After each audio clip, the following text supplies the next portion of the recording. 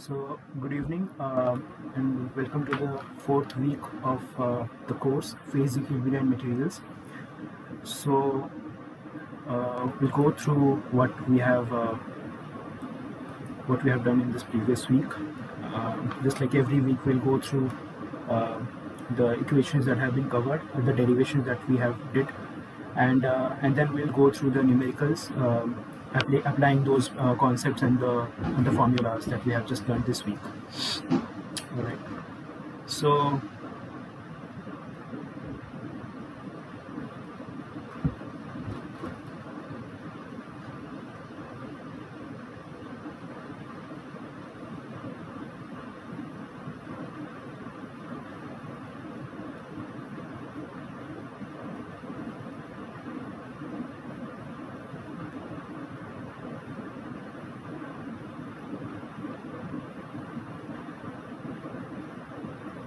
okay. So we have seen in this week the different type of phase diagrams, starting with the very basic binary isomorphous phase diagrams, and then we went on doing a bit more advanced ones like the eutectic with partial solid solubility, and then the peritectic phase diagram, and then the analogous eutectoid and peritectoid phase diagrams. So what I'll do is I'll just quickly glance through the concepts that have been covered, so that if there is any doubt, you can just ask me here. All right. So first we have seen the very simple binary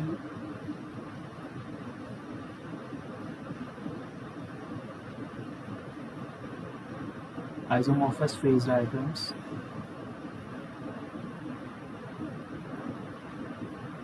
Right. So we had this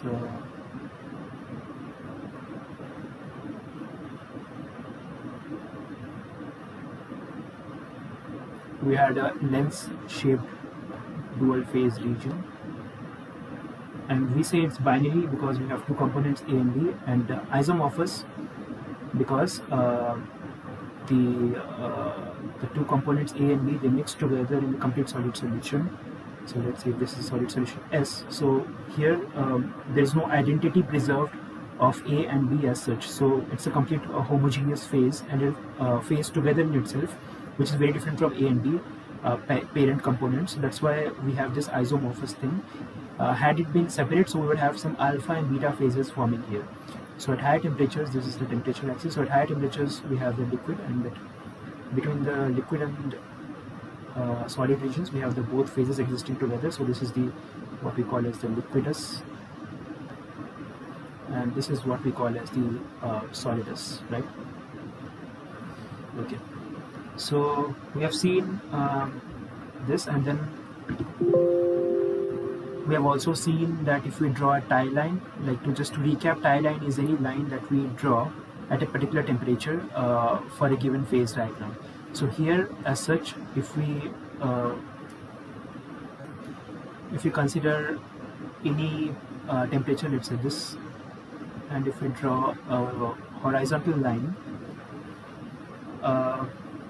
so that should give us the range of phases existing for all the compositions between A and B, right? So if we just, for example, take a composition lying somewhere here, assuming almost 50% of B in A, right? So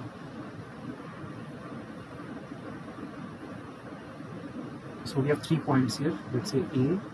Now let's say X. And this point is point Y, and let's say this point is point Z. Okay. So at 3 points. So in this X point, what we'll be having is, if we just see the microstructure in a microscope, so we'll see that at this particular temperature, at this particular composition, we'll have 100% liquid phase here, right? So we have all liquid. and this liquid will have the composition, if we have, let's say, C naught here, and the composition of liquid will be this C naught. It's a homogeneous liquid of same composition, C naught, right? So at this Y point here, so we can get at point X and at point Y. At point Y, what you will be having is, because since you can see that the phase field is somewhat the dual phase region, so you will be having dual two phases in this point Y. So there is liquid and there will be certain precipitates of this isomorphous solid S, right? However, if we just say the composition and the composition of the solid and the liquid will be very different from the C naught, right? So if you just draw a tie line here,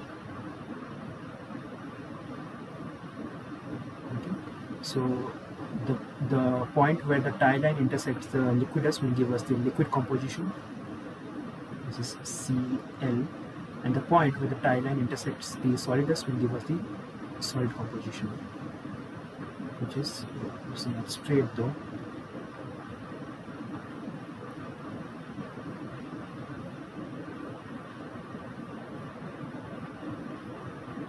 Cs, right? So we have, in this point we have a solid solution S and liquid coexist together, where the solid solution will have a composition of Cs and the liquid will have a composition of Cl, right? And at point Z here,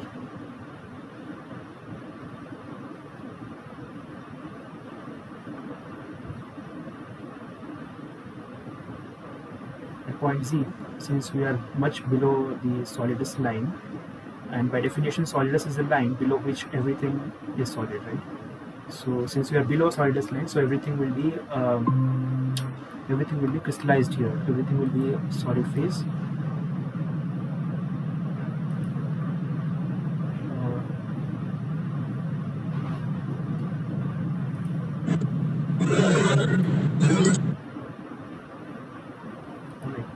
So here you will see that we will have a polycrystalline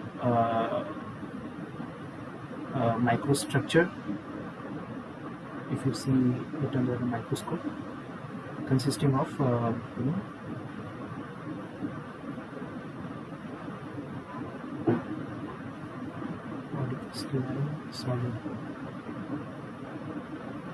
polycrystalline solid S. So it will be a single phase solid, and the composition of the solid here will be C naught, right?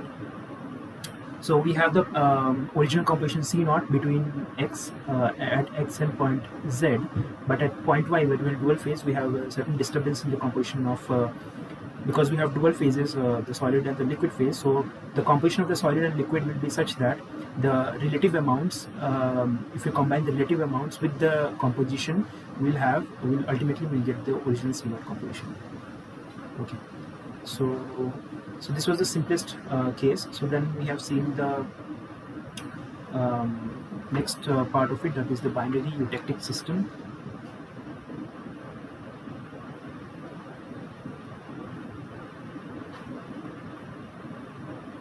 Binary eutectic phase diagram.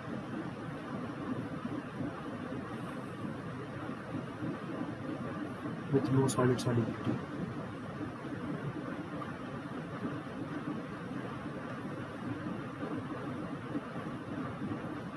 When I say no solid solubility, like A, if we have two components A and B, since it's binary, so A will not merge into B and B will not merge into A. So both of them will retain their preserve their individual identity. So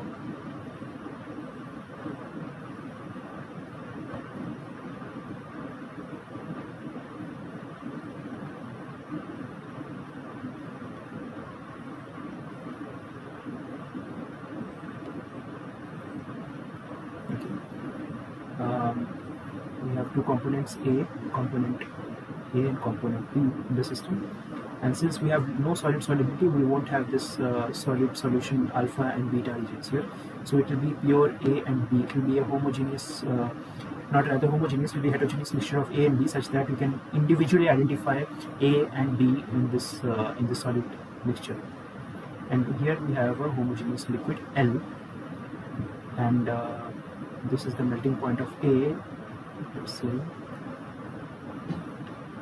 and this is the melting point of B.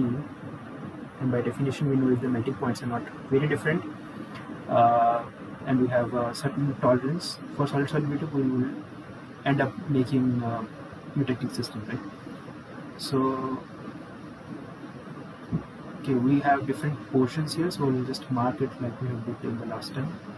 So let's say if you take a point here somewhere above the eutectic point, right? So let's mark it X.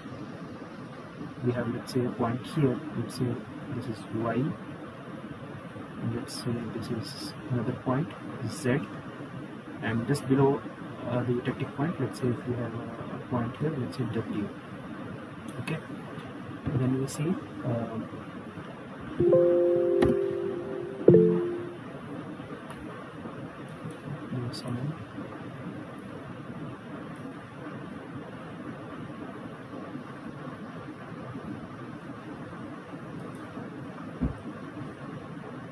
you need to focus on question and its answer that Y is observed.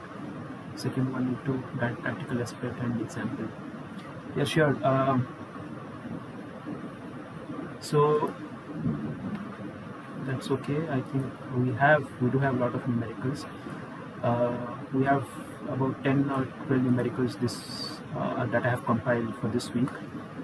So if you would like to directly go to numericals, I think I can go that. But the issue is, since this is an NPTEL course, so I have been told, since this is also being recorded right now, so the learners who are struggling with the concepts and who want to clarify the doubts with the TA, so they need to go through. So as a TAs, we have to go through everything, revise all of the points, and then we have to go to the numerical. So I'll try to minimize the time that I take. That's a point that's to be noted.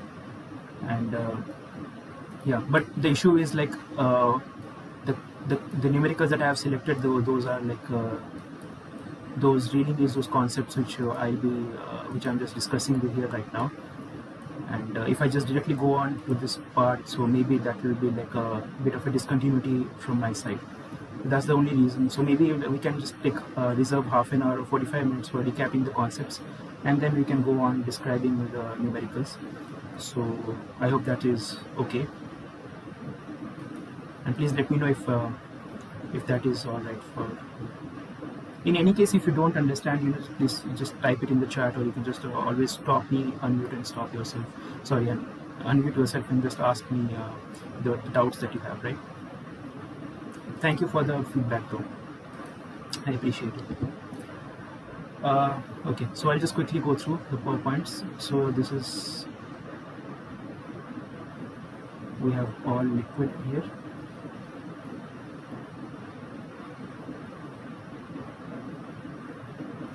And at point Y,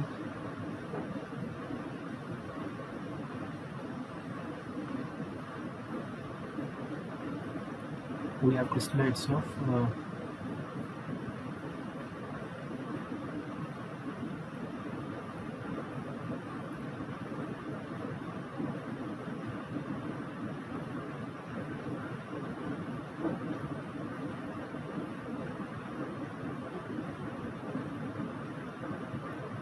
and at point Z,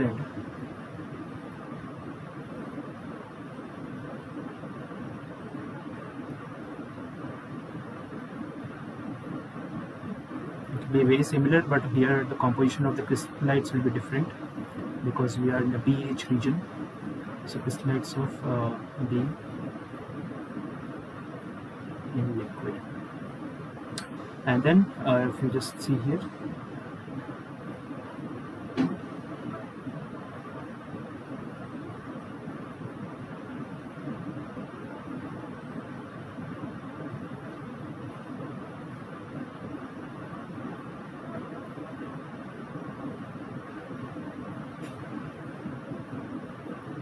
this will be like an alternating matrix of both A and B, right? So this is a eutectic microstructure because we are exactly over the eutectic point here. So this is the eutectic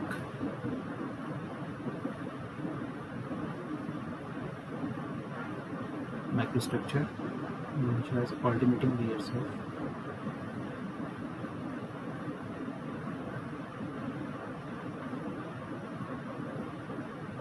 A and B. Okay. Right. So moving on, a similar case like wherein we have binary phase diagrams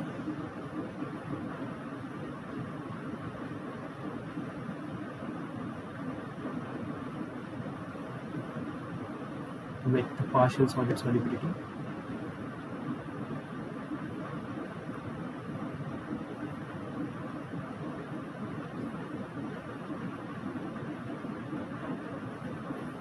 Okay, so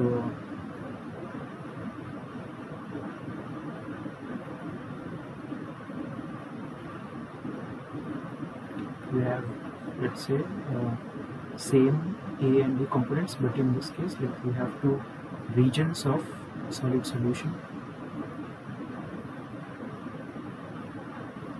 for A and B rich region. So let's call it alpha and beta.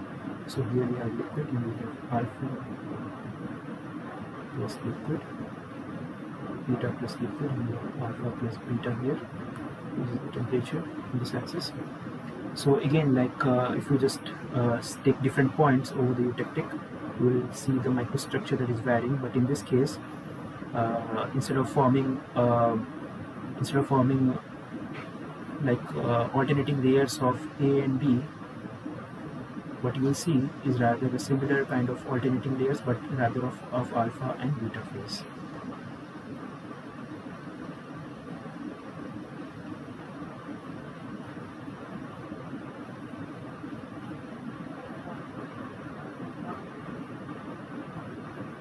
So by the way, since it's a polycrystalline, so you will have such graining microstructure. So here what I'm drawing is individual grains. Those are very easy to be seen in the microscope. So here it is the alternating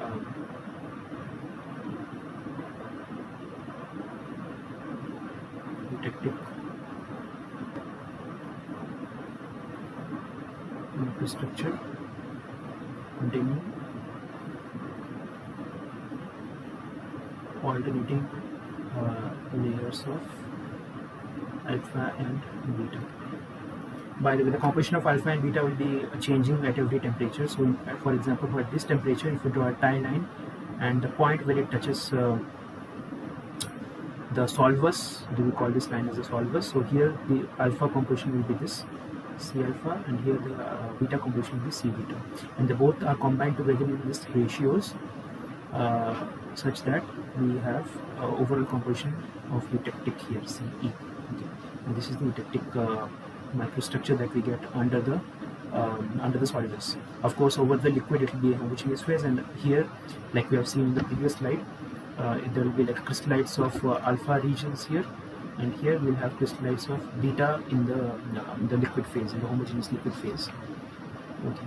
So then we have this eutectoid, I guess. So eutectoid is very similar, so I'm not going to draw that. So what will happen is instead of a liquid phase here, we'll just have another secondary solid that is transforming to another solid here. So it's a solid-solid phase transformation, and instead of just liquid, we have another solid, let's say delta. So we have alpha, delta, beta, delta, and delta transforms to alpha plus beta.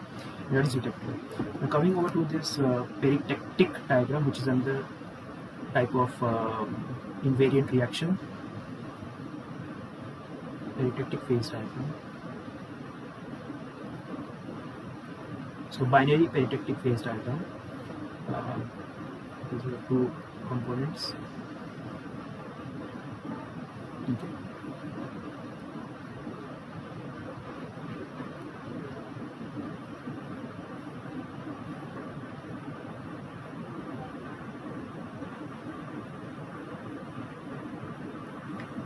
So generally, like peritectic is formed when we have significant difference in the melting points between the two components. So here, if you have something like this,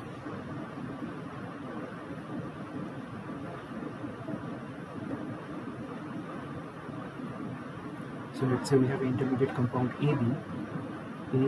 So AB and A, they make a eutectic system. Eutectic because you have liquid here.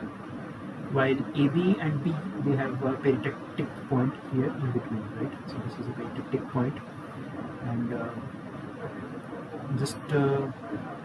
why we call it peritectic. So there is something called as incongruent melting and congruent melting. What happens is, like if I take a pure AB composition and if I go on melting it at higher temperatures, what will happen is, so I'll rather form, instead of melting directly like we see in eutectic, we'll end up forming another solid plus liquid.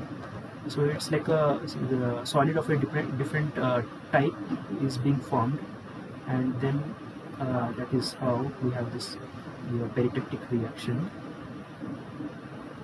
So if we just take AB,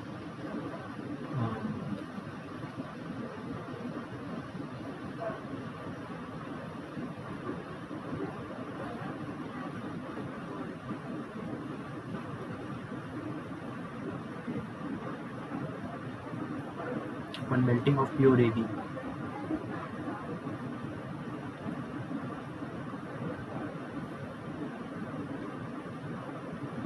so I should rather change the color because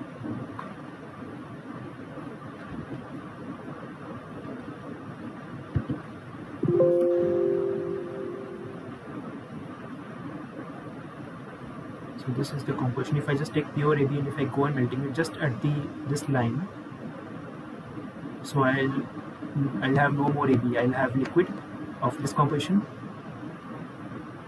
and I have B of this composition. Okay, so what happens is basically AB upon heating returns, we get L plus B. So this is a peritectic reaction. So this upon heating, upon cooling, we get this.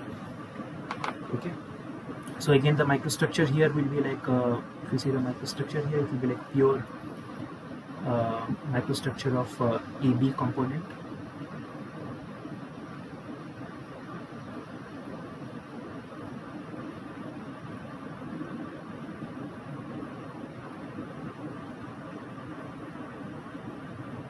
Okay, so it's a polycrystalline solid.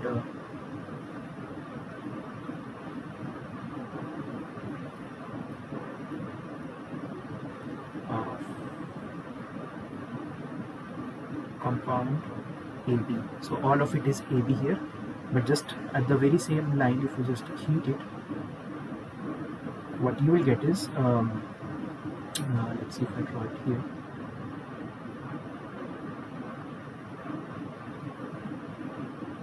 At this point of on heating, what I will get is crystallites of B. So we will get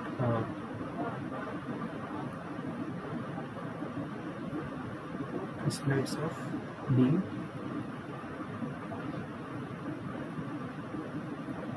the matrix of L. Okay. So this is the peritectic. Again, like analogous to this is a peritectoid, wherein instead of liquid phase, you will be having a rather solid phase, which is getting converted to some other solid upon cooling, and upon heating, you just have one phase conversion to another solid phase conversion, right? So you just replace L by with some other solid, and that is how you get the eutectoid and the peritectoid reactions from the eutectic and peritectic reactions respectively. So then we went on describing the phase rule, and since we have already touched upon like what is the Gibbs phase rule, like we have this E plus F is equal to C plus 2, right? When this 2 corresponds to this temperature and pressure.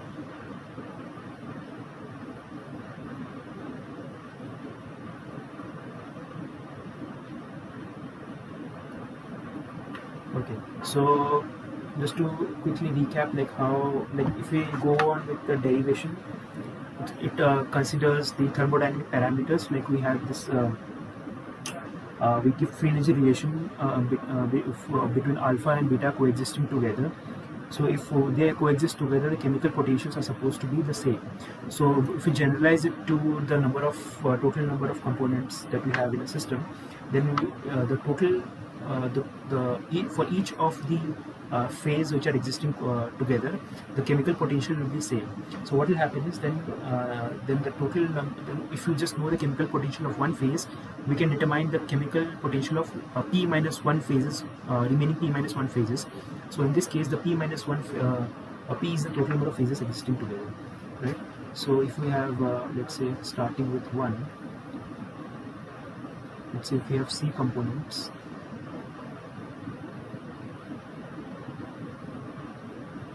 existing in P phases. So C is the number of components, P is the number of phases. Therefore, total number of composition variables we have is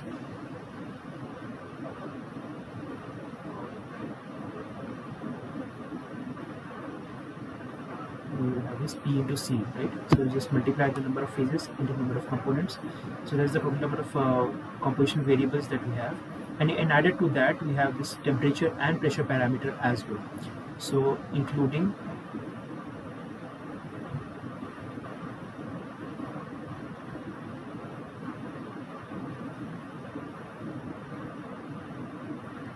the temperature and pressure, we have PC plus 2. Okay, so the second step here is like if we describe the composition of a phase in terms of its mole fraction, right? If we have a mole fraction of, let's say, a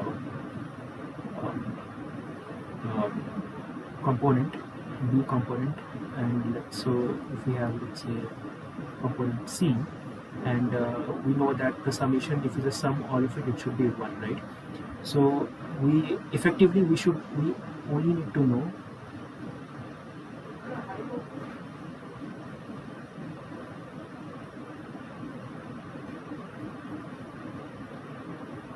mole fraction of C minus 1 components. Why? Because the remaining last one will be just 1 minus the sum of everything else, right? So here, therefore, now this is only for one phase, right? For a given phase. So for total number of phases, we need to deduct the mole fraction for P phases, right? For P phases,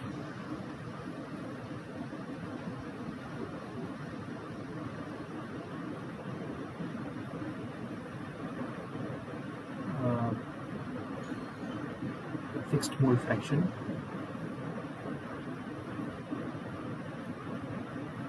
will be actually P, right? Because if we have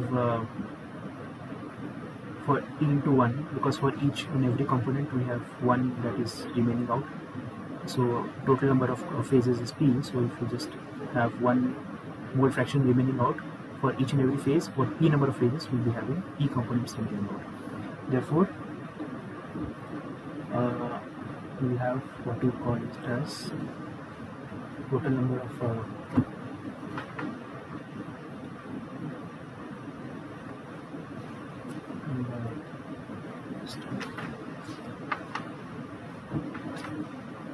the total number of variables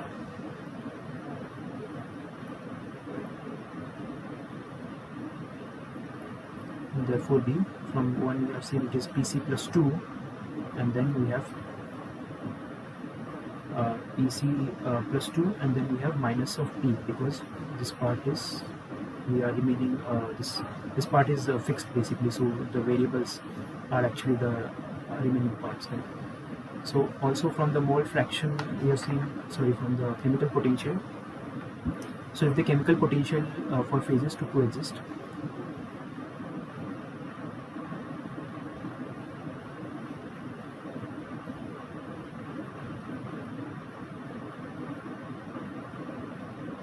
in equilibrium,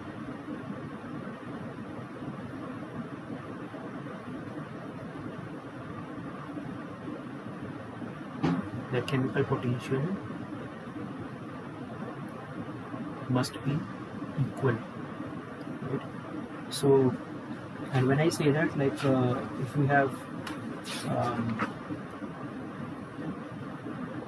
let's say mu1 alpha is equal to mu1 beta, so and so for mu1 p, and similarly we have mu1 beta, mu1 alpha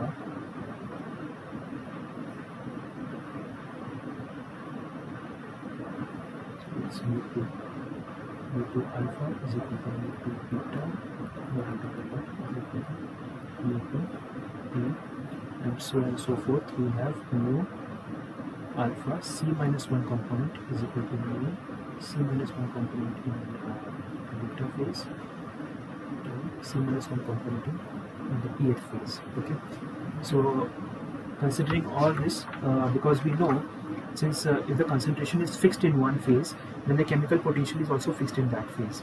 The chemical potential, therefore, because we know if it is coexisting together, the chemical potential are same. So if we just know chemical potential of one, and knowing it's in equilibrium with other phases, we know chemical potential of all other, right?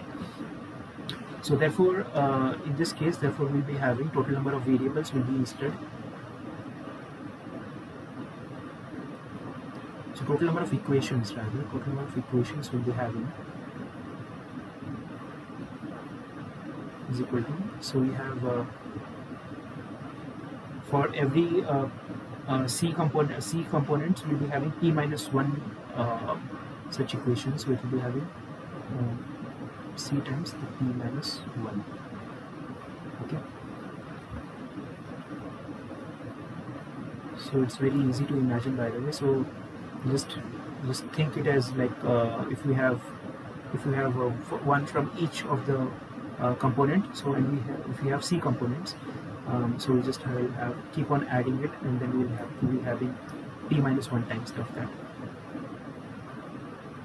right? Because if we just take, let's say this is, if we just know this, all this can also be known, because if these are just equated, right? So finally we know the degree of freedom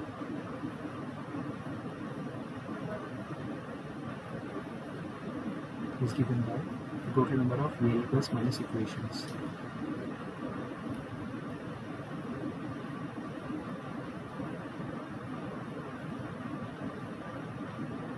So total number of freedom, f degrees of freedom variable we had was pc plus 2 minus p, minus of equations we had was c times p minus 1,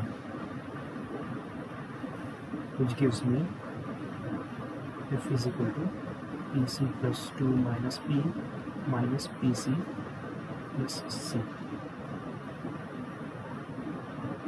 and pc and pc gets cancelled, and if I just take p here from the right hand side, so p plus f is equal to c plus 2, and this is a most general case where we have where the 2 corresponds to the temperature and pressure. So equivalently, if we have, let's say, electric or magnetic field as such playing a role in the phase equilibrium, we have to just add up this 2 terms, so it will just add up from 2 to 3 and 4 and so on.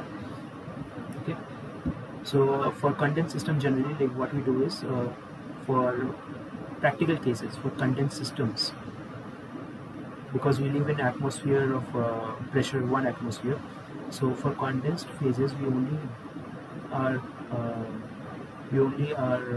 concerned with the phase diagrams at p is equal to 1.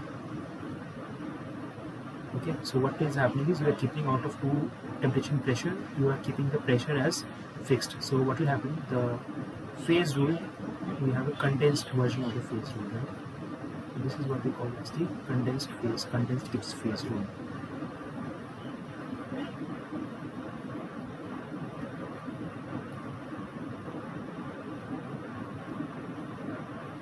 Okay, and this is the phase rule in general, by the way. And in general, in the entire generality, it should be P plus F is equal to C plus N, where N is the total number of parameters that you can vary from your side. If we constrict the pressure to 1 atmosphere, then the number of variable parameters will be reduced to only and only 1, just the temperature, right? So that is it. All the recap that we had for this week.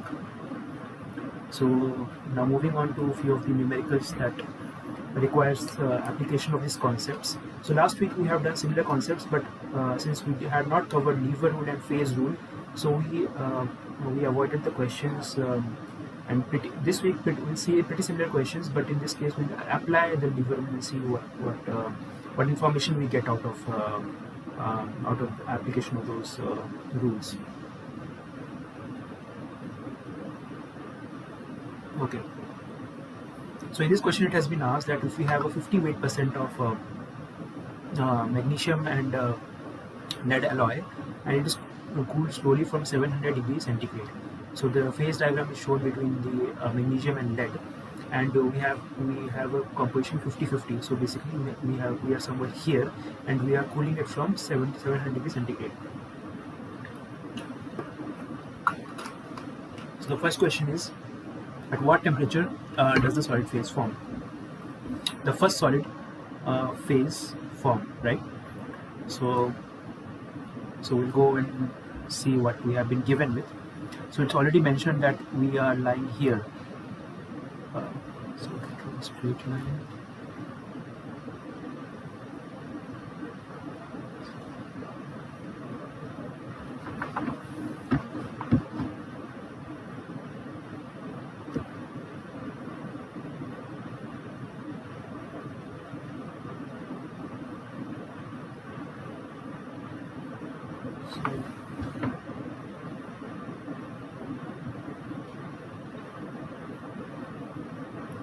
Maybe we can just imagine that there's a line here. Yeah, so this is 50% line that we have. It's very difficult to draw a line on the tablet, so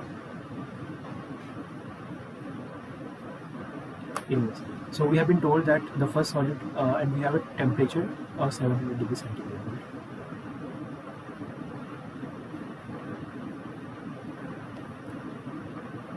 This temperature is 700 degrees centigrade. So, and we have been, we are initially in the liquid phase, and we are slowly cooling. Now, when we say slowly cooling, you should know that this is an equilibrium case, and that's how you apply the equilibrium phase diagrams. Otherwise, there are other diagrams which are called as non-equilibrium phase diagrams. So kinetics also play a role. So in that case, this you can't apply this concept, right? So we see that upon slowly cooling from 700 degrees centigrade, the moment it touches the liquidus is here.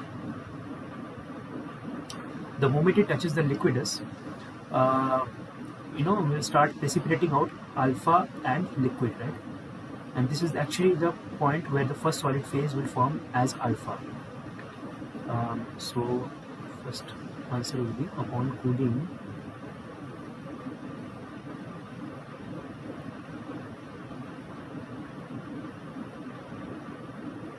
from 700 degrees centigrade,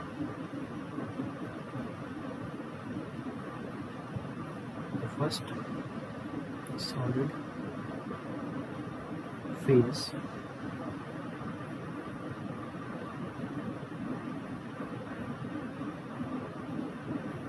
forms at a temperature at which the vertical line, now vertical line is the composition, equal composition line, which is this 50% line. The vertical line intersects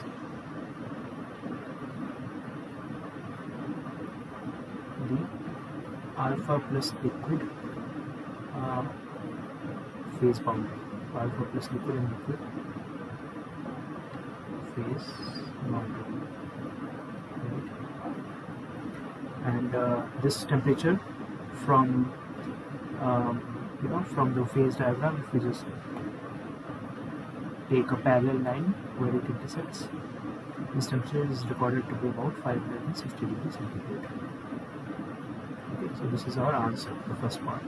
So in such questions, like you just have to make an approximation. If you don't have a phase diagram and they've given with a textbook type of phase diagrams like this, so you just have to make an approximation.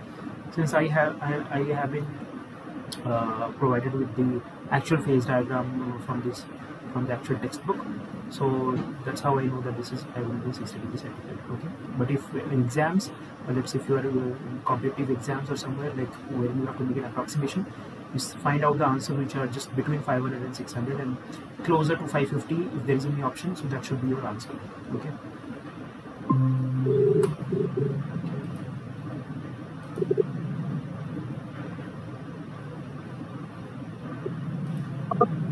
I can't hear. That's what now. You want to say something, Jay?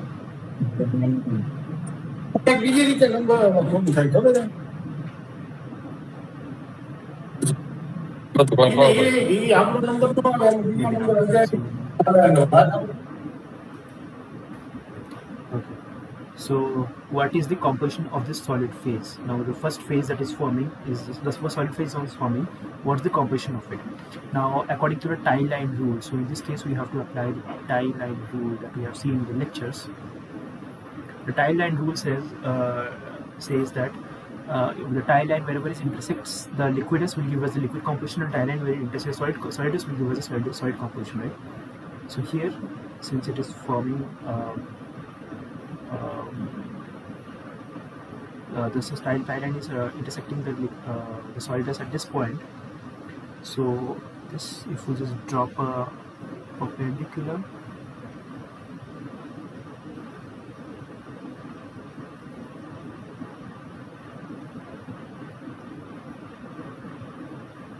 okay, this should give me the composition of the first solid that is forming out from the melt. According to tie line rule, the composition of the phase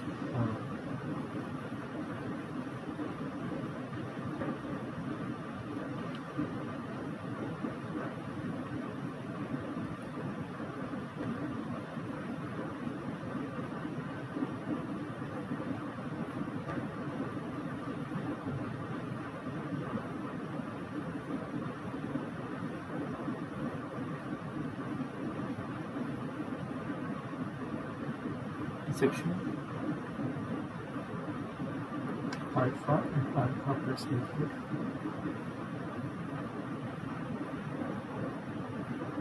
phase boundary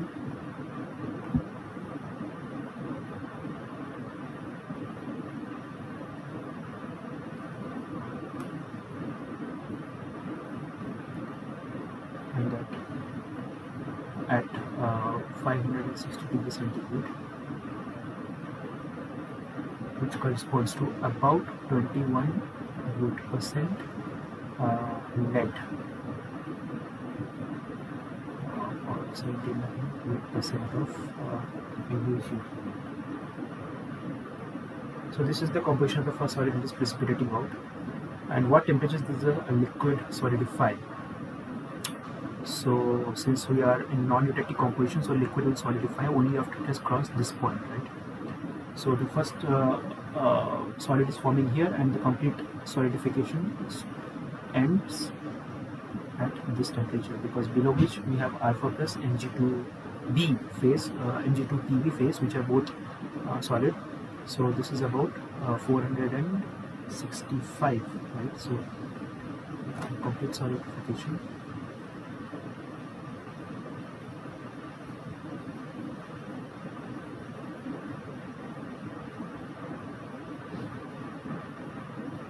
Occurs at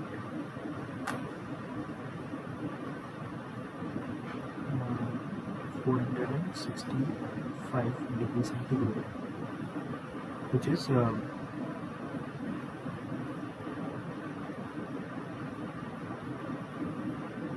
actually the eutectic temperature, right? Below eutectic temperature.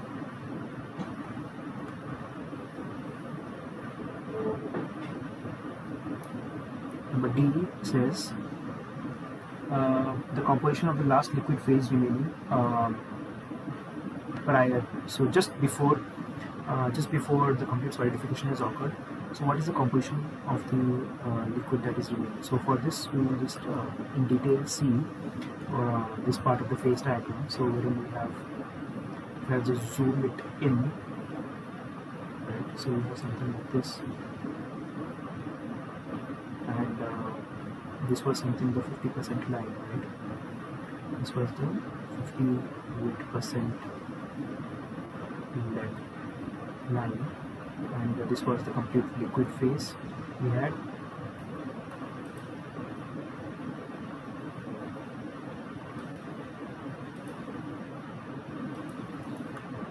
This was alpha, okay, and so this was alpha plus liquid, and this was alpha plus Mg2 Pb, okay. And it has been asked, like since we are at this temperature here corresponds to about, let's say in part C it was 465 degrees centigrade, okay. So just above, so just below this temperature we have complete solid alpha and Mg2Pb. So just above this, what we will do is we will just take a tie line infinitesimally above this eutectic temperature, a very small amount, a very small temperature difference we'll take above it, okay. And then we'll see that for this it is touching the solidus here and touching the liquidus here, and as we go on to from this temperature to the eutectic temperature, my solidus intersection is going to here and my liquidus intersection is going up to here, right? So that will tell us that that this is the composition of the last liquid that remains before its complete solidification. So in this case, my composition of liquid is this one, Cl. So this is the composition of the last liquid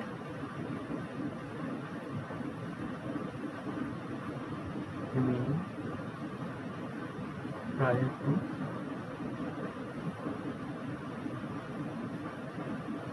complete solidification, okay. And this Cl value, if you see the phase diagram here, the Cl value will be about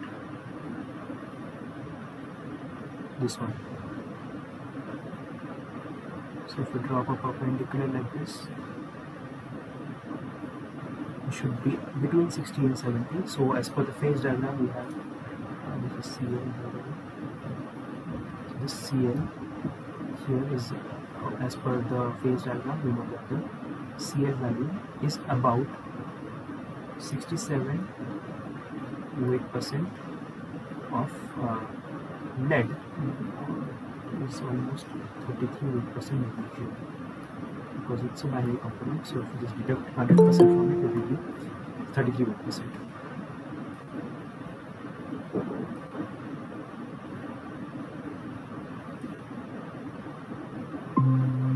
Okay, so we have seen this. So this is the solution for answer D, which asked the liquid composition. Okay, so moving on to the next question. So in this, it has been told that we have a 1.5 kilogram specimen of 90 weight%. So this is 90 weight% lead, and naturally, if it is 90 weight% of lead, so 10 weight% will be the remaining part, which is the tin, and this is heated to a temperature of 250 degrees centigrade. So first of all, we should mark where we are lying in the phase diagram. Okay, so we are at 90 weight% lead. 90 weight% lead is about here, means 10 weight% is here, right? So we should be here. So rather, I'll just try to draw a line with so it should be much more clearer.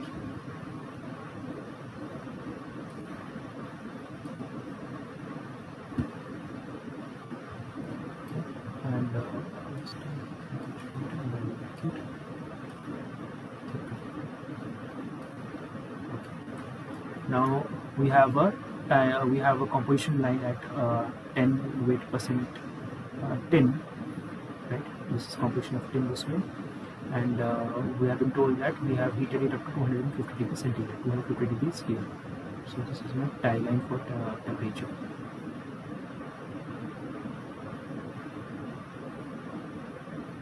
Okay, so this is 250 degrees centigrade.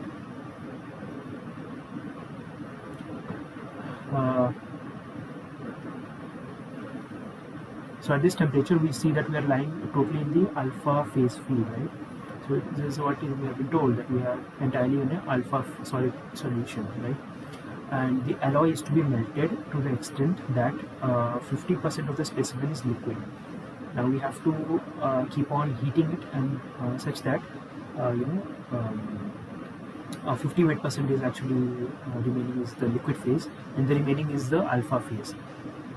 So this may be accomplished by either heating the alloy or changing the composition, right? So if you just go on changing the composition, you can also get 58% liquid and alpha somewhere here. That can also be done, but we can also heat it and you can get the same effect. So the question is, what temperature should it be heated to get 58% of liquid and 58% of alpha, right? So it's like a more of a trial and error approach.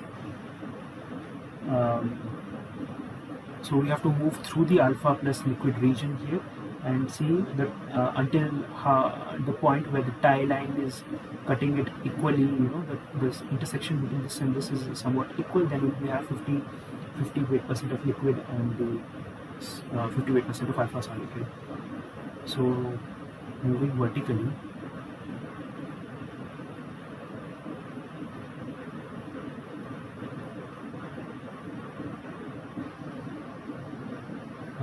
at the given composition,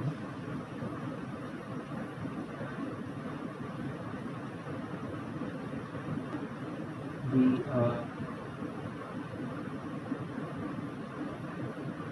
pass through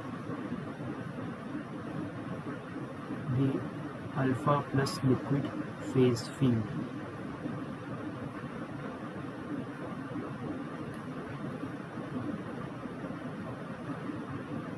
Until, so at the point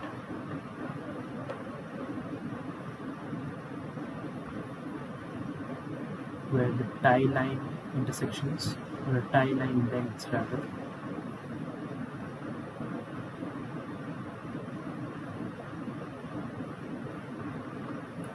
are the same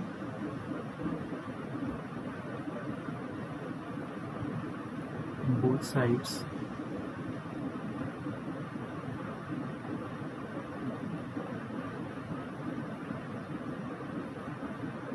of the composition line,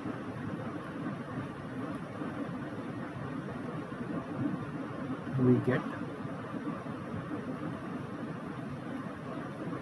50% liquid plus 50% alpha. Okay, so just to show this basically, like how it happens. So since this is how it is, if I just zoom it up and we are somewhere here, right? I'll just change the color.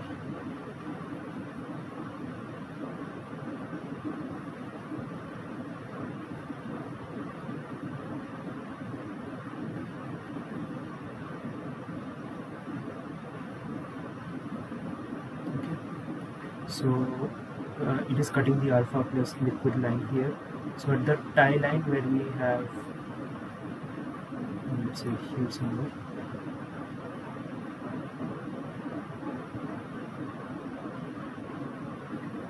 and this is alpha phase. So the lengths, this length and this length, the part where this and this is equal is the part where is the temperature where we'll be having the 50% of alpha and 50% of liquid, because this weightage is of the liquid and this weightage is of the alpha. right? As per the lever rule, we have been told that. So this part corresponds to the percentage of alpha, sorry, the liquid.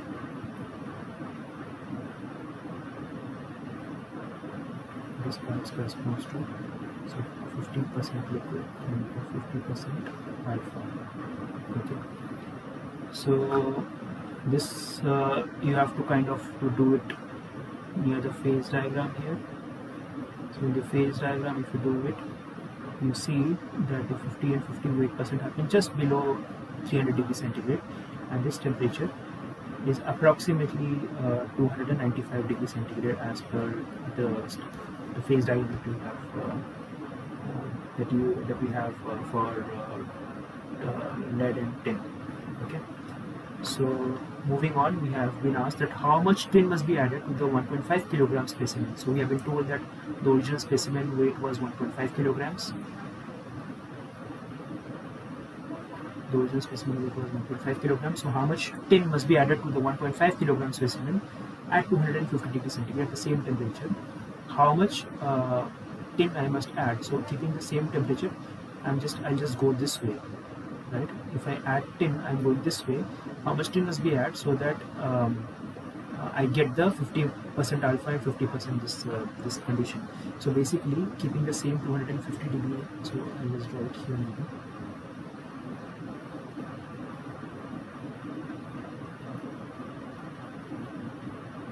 So this is the 250 line that we had initially. Okay. So T is equal to 250 degrees centigrade.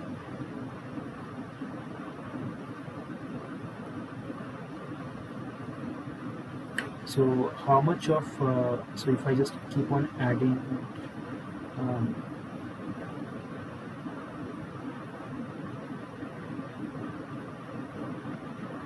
addition of tin, how much of tin should I add such that I'll get this equal intercepts of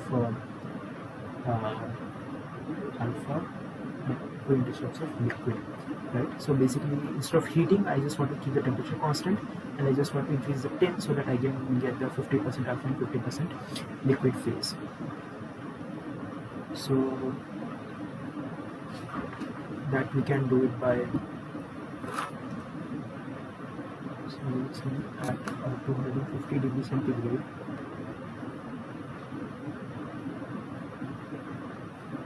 Alpha plus liquid phase field.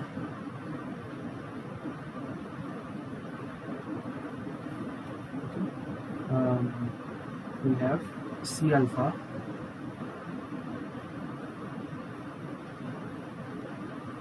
because the tie line cuts here, right? So the tie line cuts this and this. So this will be giving us the C alpha. And this will be giving us the C liquid. The point the tie line cuts the liquidus will give us the liquid composition.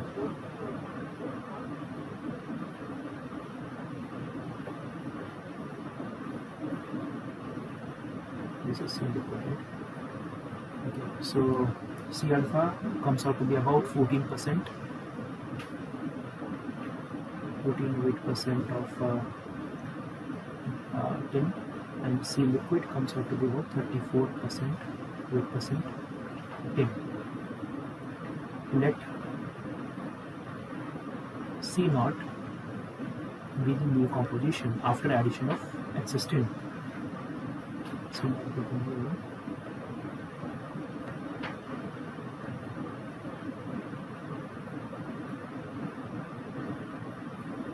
the composition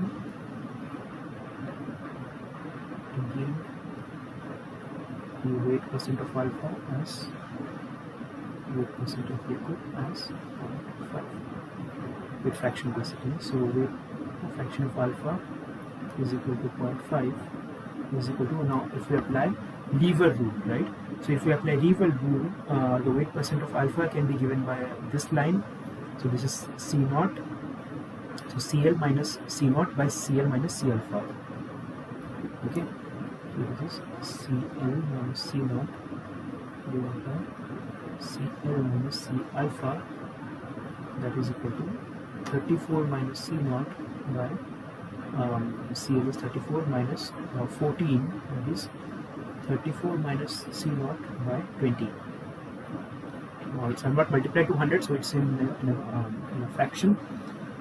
And if we just solve it, is equal to half, since it's given it's half. So we solve it, we should get C naught should be 24 weight percent tin. It's a new composition, right? So this is a new composition containing 50 weight percent this and this. So now let MSN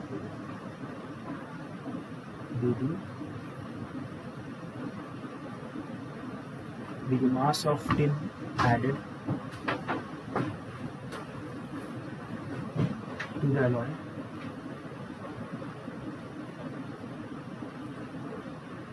for achieving this new phases in this composition.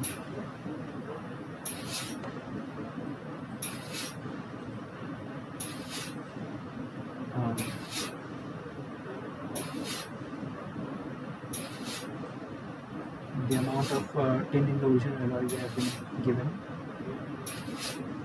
the total mass of the alloy,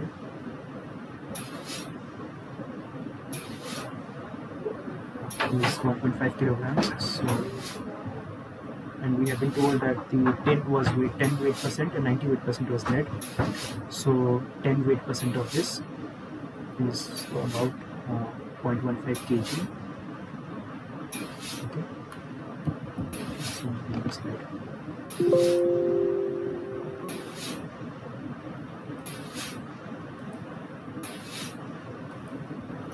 So if we just take this 0.15 kg and MSN is the extra amount of tin that we are adding, and if we just take 1.5 kilogram is the total mass of the alloy, and this is the, so what I have done is basically the total mass of tin is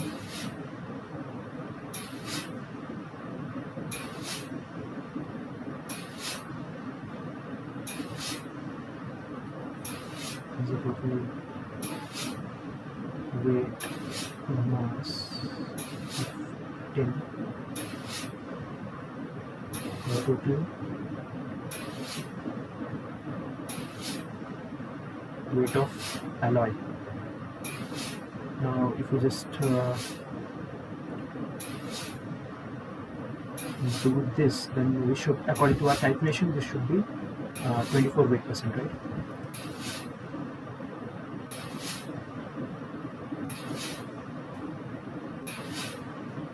According to our calculations, it should give me 24. So upon solving this,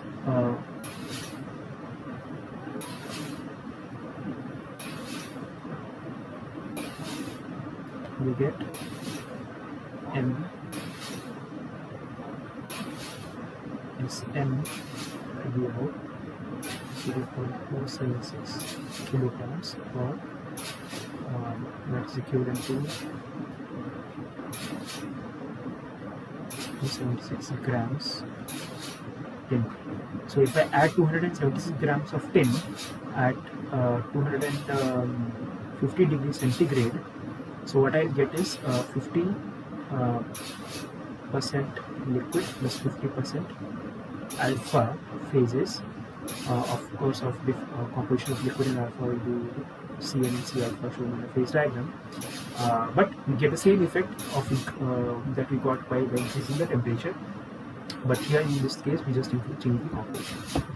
Okay. So this is done. So now moving on to the next question. We have been given that magnesium lead alloy, so MgPb again, of mass 5.5 kilograms. The total mass of the alloy consists of a solid alpha phase that has a composition slightly below the solubility limit at 200 degrees centigrade. The solubility limit is this, and slightly below at 200 degrees centigrade. So 200 degrees centigrade is our tie line here. We have tie line at 200 degrees centigrade. And we have been told that the composition is slightly below. So slightly below means somewhere here. Okay, so we are somewhere here. So solubility limit as per the phase diagram.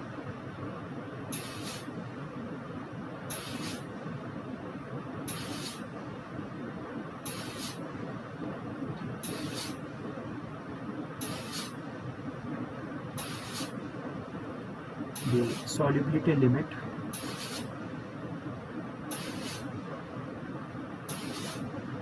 for alpha phase. So by the way, this line is called the solver's line, and this gives us the maximum of this lead that can go in the region, right? And this changes with temperature because our saturation changes with temperature. So the max solubility limit for alpha phase at 200 degrees centigrade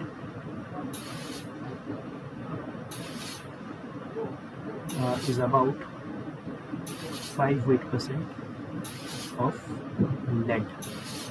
5-8% of lead. Hence, so it's just if we are just below the solubility limit, so mass of lead will be just at solubility limit. My mass of lead will be 5% of 5.5 kilograms, which is about 0.28 kilograms. So you can say that the mass of lead in the alloy just below solubility limit will be infinitely smaller than 0.28 kilograms. So about 280 grams, we can just say as an approximation, is the maximum amount of lead that can be tolerated within magnesium soil. Okay. So second question is, if the alloy is heated to 350 degrees centigrade, same alloy if it is heated to 350, so somewhere here, if we heat it to this point, okay, so if we heat it to this point, then how much more lead may be dissolved in the phase without exceeding the solubility limit? Without exceeding the solubility limit, how much more lead we can put here? So you see that if you are heating this, heating here, my solubility limit has increased, right? And the intersection of this is about 25%. So it's not apparent because its lines are not perpendicular for that, but if we just keep on, if we draw exactly, it should fall between this here. This is about 25%. So at 350 degrees centigrade, just change the color.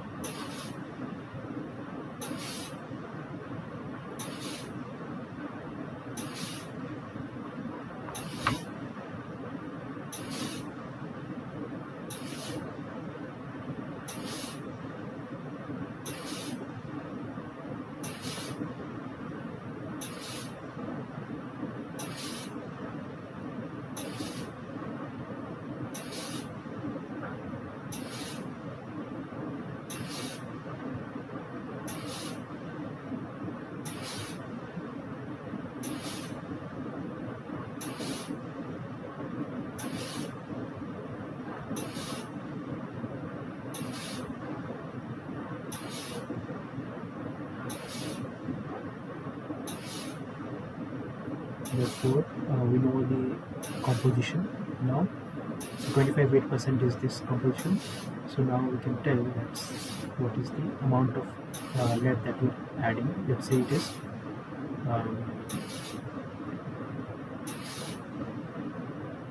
25-8% is equal to, we had 0.28 kilograms of lead in the alloy, and M lead is the amount excess we are adding divided by total we had 5.5 kilograms of alloy, and after addition of lead it will be 5.5 plus input.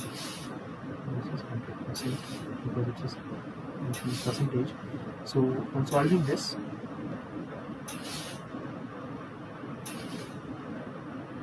we get that the mass of lead that we need to add in excess at the mass of lead that will dissolve in the alpha phase without exceeding the solubility limit at 350 centigrade will be about 1.46 kilograms.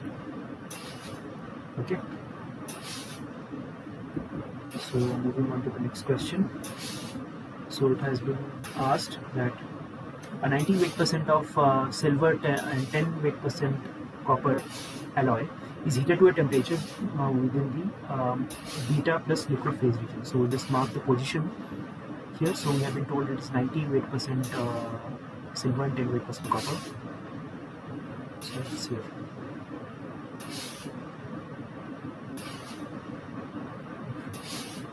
So I should rather make a line. The line tool.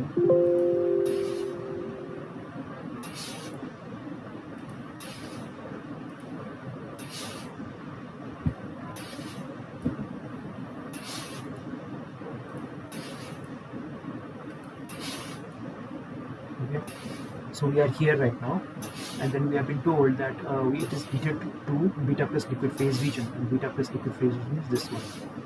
And if the composition of the liquid phase is given, so composition of the, so we are somewhere here, let's say we don't know the temperature, but we know for sure that the temperature of the composition of liquid is given. So let's say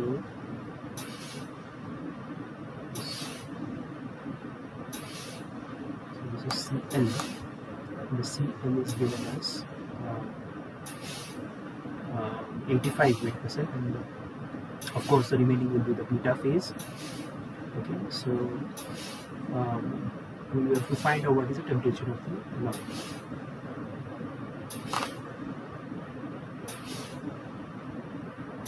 So for doing that, so we know that Cl is 85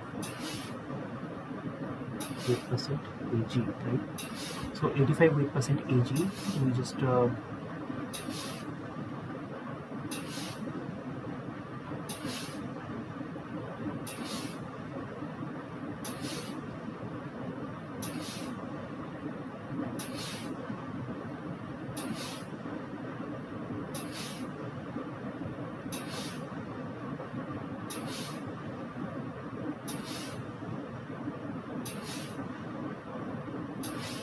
so we know that this is 85.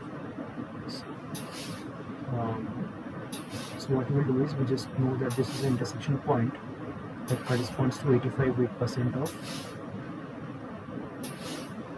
silver. So what we will do is we just take a tie line that cuts through this intersection point, and the point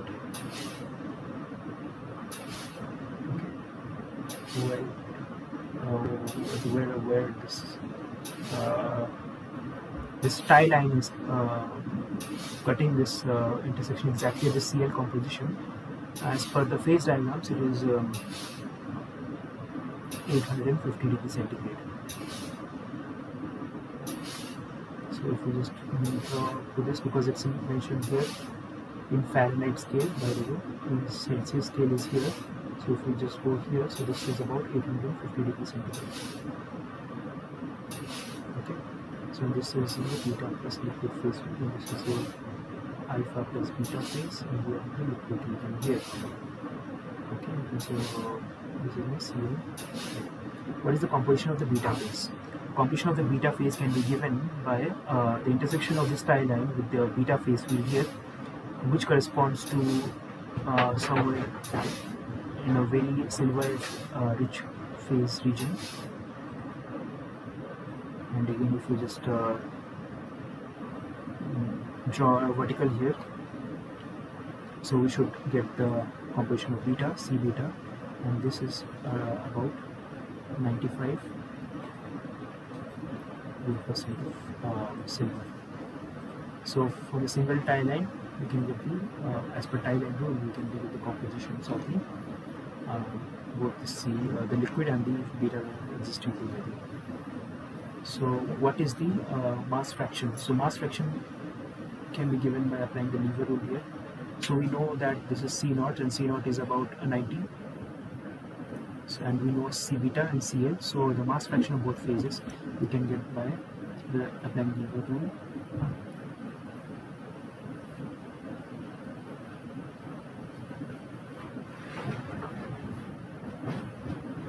So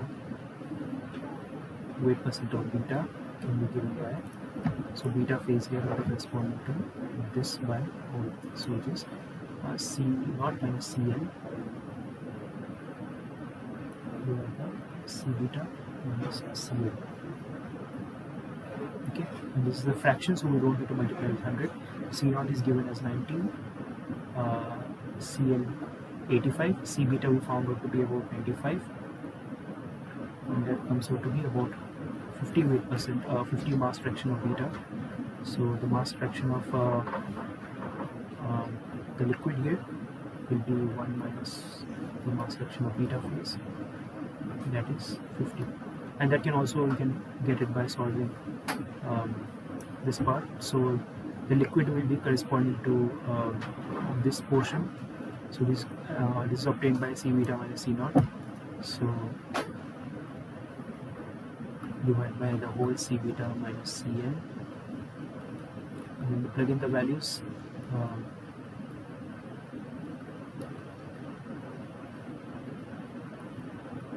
We should get 50. Okay, so this is the mass fractions of both the phases which are coexisting together at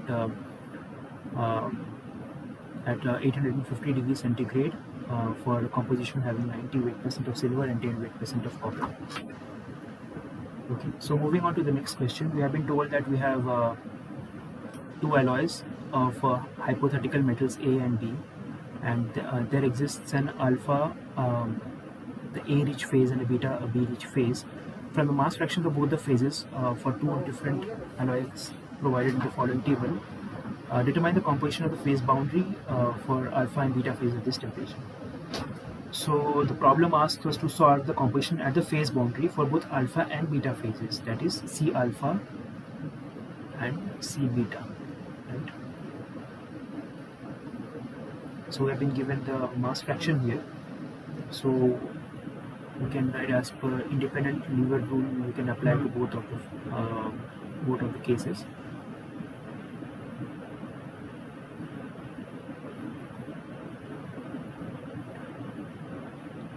So for alpha, we can write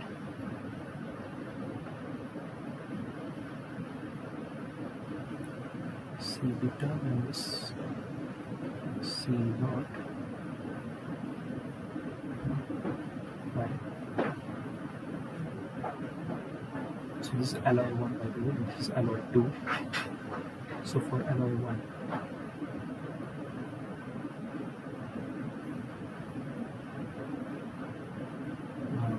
C beta minus C alpha, that is C beta minus 60.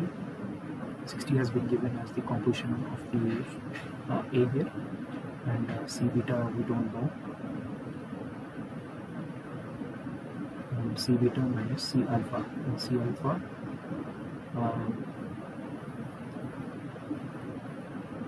rather we know C beta and C alpha. This we don't know, we know the composition, we know the phase, sorry. So C alpha, and we know that for alloy 2,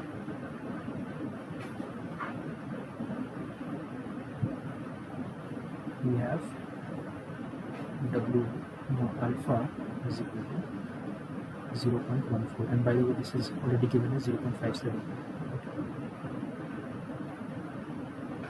and this is 0.14 is equal to C beta minus C0 by C beta minus C alpha, which is C beta, C0 here is 30% of A, divided by C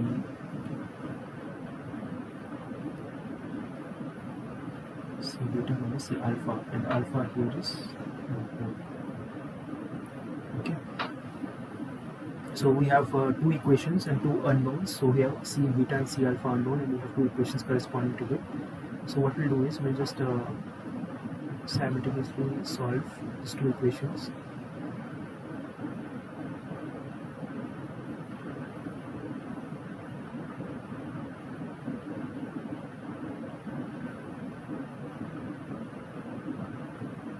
We'll get C alpha will be about 98% A, and naturally if it's 19, so 10% will be B, and C beta will be about 20.28% A and 79.8% B. So we just have to apply lever rule, and we'll get two equations with two unknowns.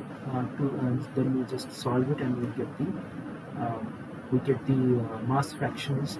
From the mass fractions, we get the compositions of the alpha and beta phases at this temperature. Okay, so it's a pretty simple, straightforward question. So moving on, we have been told again we have encountered the lead tin phase diagram, and we have total mass of this alloy is given as 11.2 kilogram. And we have the composition C naught as 30 weight% lead, 70 weight% of magnesium. Okay, so we'll just mark our position in the phase diagram here. So 30 and 70.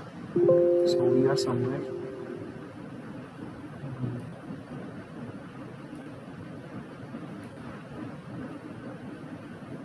Yeah, so 30 weight% of lead, right?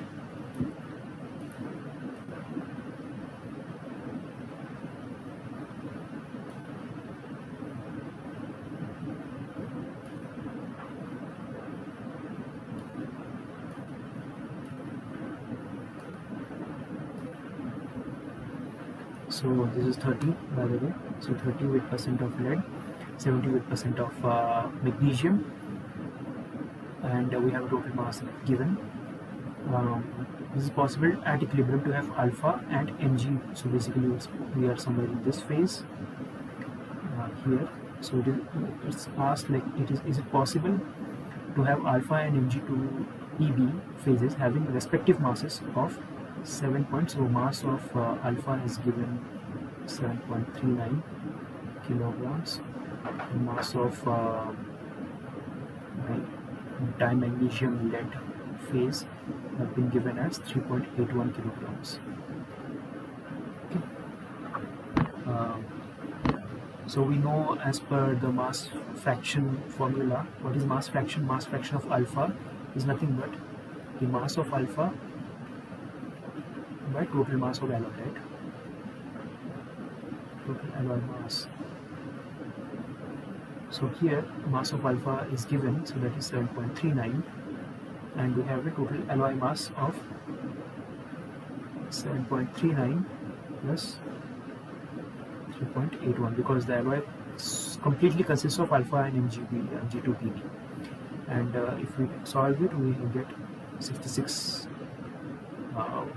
weight% of alpha, and correspondingly the weight% of Mg2Pb should be, because it's a fraction, so it is complement of 1, so it should be 0.34, right? Now we get the weight fractions of the two components, alpha and Mg2Pb. So now we apply lever rule. So since we are here somewhere, so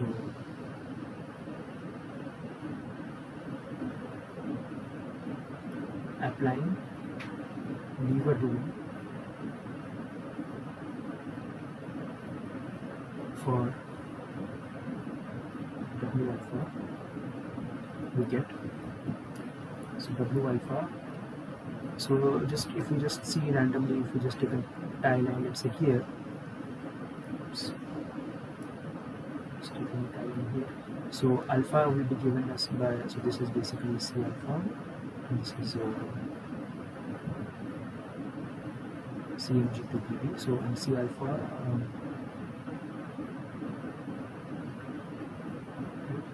so my percentage of alpha will be given by this portion by the total portion. Right? This portion is CMG2PB minus C0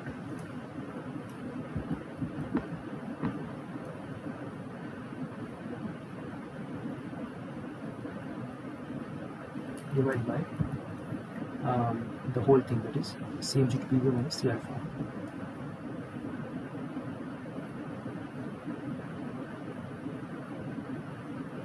Okay, and just plug in the values. CMG2PB has been given, so CMG2PB is given, so it is about 81 weight% by the way from the phase diagram. So 81 minus 30 is given here. We have been given the composition weight, and divided by 81 minus C alpha. This is what is involved, and we solved it to get 0.66. So solving,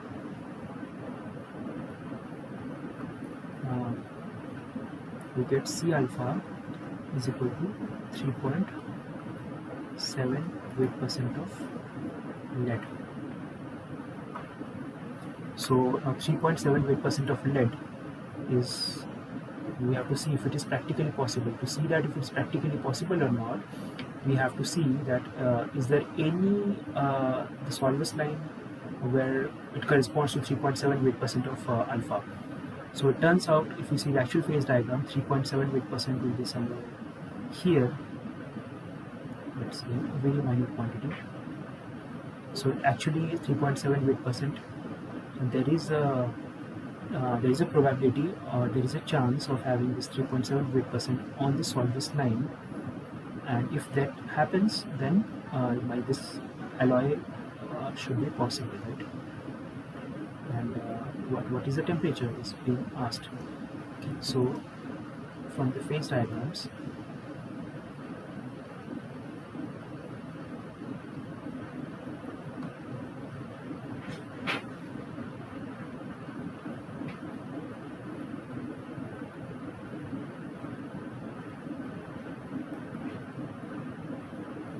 that 3.7 weight% of lead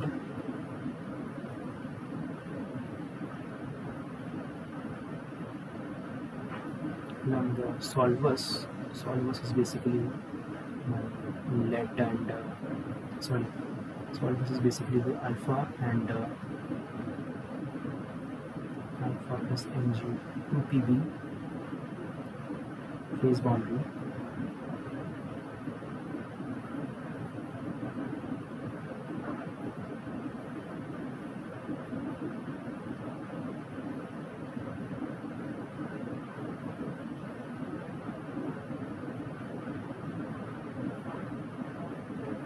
Corresponds to a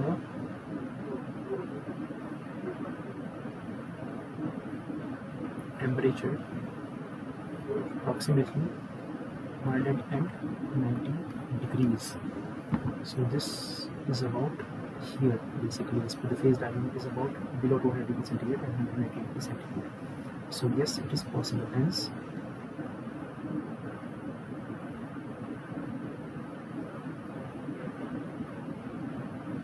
such an alloy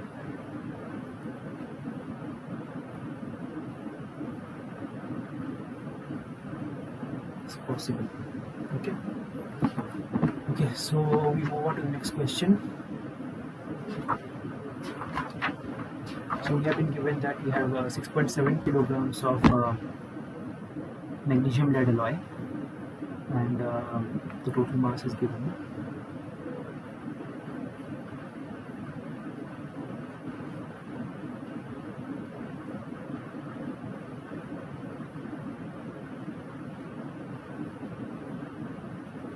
Is it possible to have the masses of primary alpha and total alpha of 4.23 kilograms and 6 kilograms respectively at 460 degrees centigrade?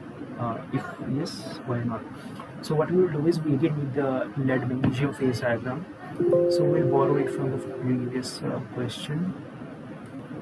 So lead magnesium, yeah, this one. Okay, so the same lead magnesium diagram. We'll just refer it here again. Okay, so it has been given that if it is possible to have magnesium lead alloy, particular magnesium lead alloy, for which the masses of primary alpha and total alpha are this. So it's given that the weight of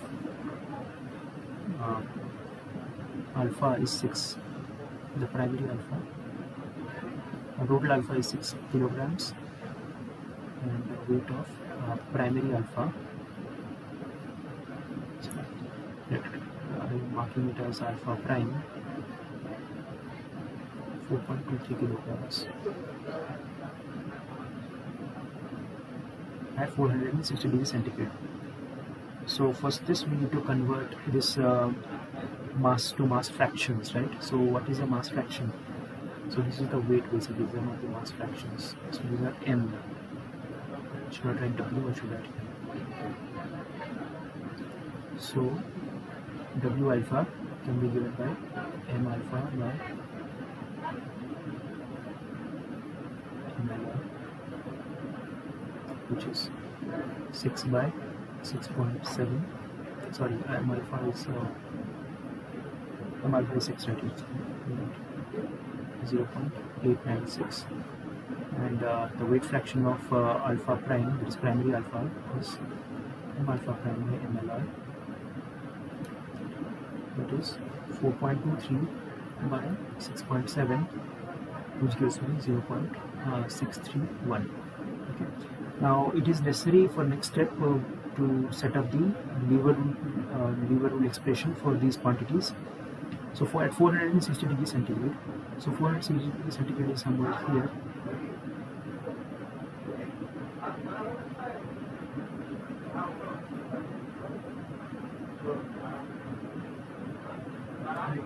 So at 460 degrees centigrade, C alpha will be somewhere here. Right.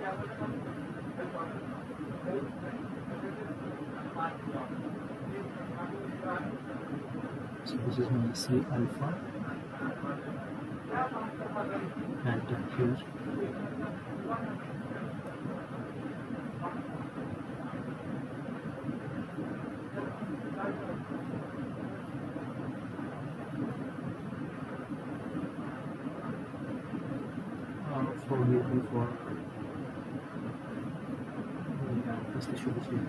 this is CNG2PB. Okay. This is about 81. C alpha from this we at 460 centigrade is about 41. Okay, and C eutectic is about the eutectic composition here.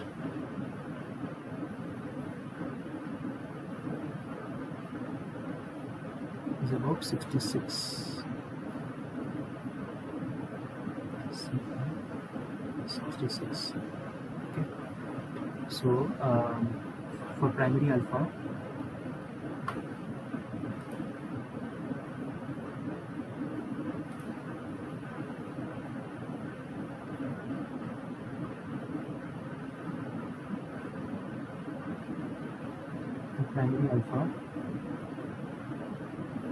the weight fraction can be given by Ce minus C naught. So Ce minus C naught is basically the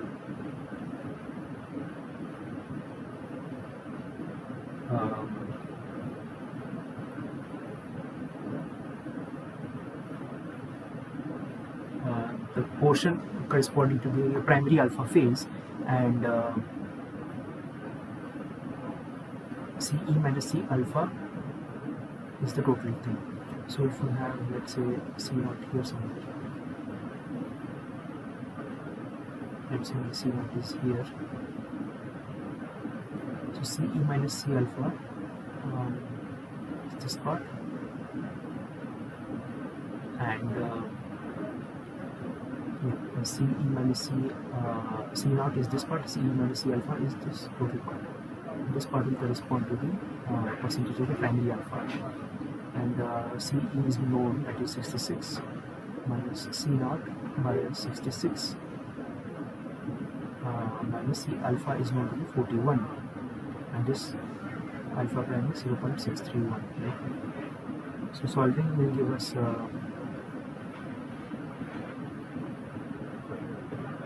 on solving we get C naught to be 50.2 8% of lead.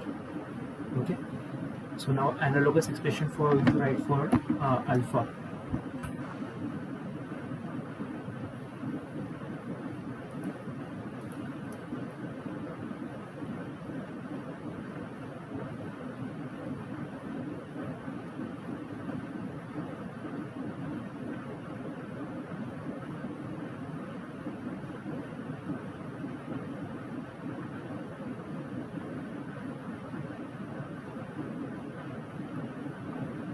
Analogous expression for total alpha.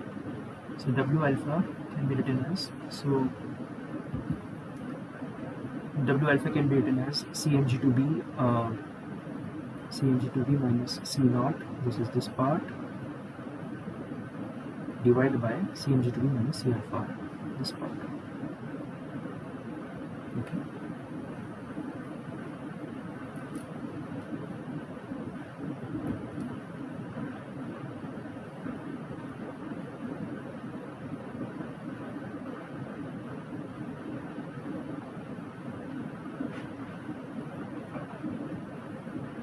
Which is equal to 81, because we from phase diagram we know this is about 81. So 81 minus C naught we calculate about 50.2 divided by, sorry, that was for primary alpha, this is primary alpha for C naught, divided by Mg2P is 81 minus 41, and this weight fraction is given as 0.896. Therefore upon solving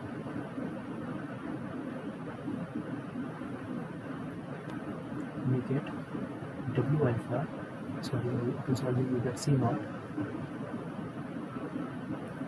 upon solving we get C naught is equal to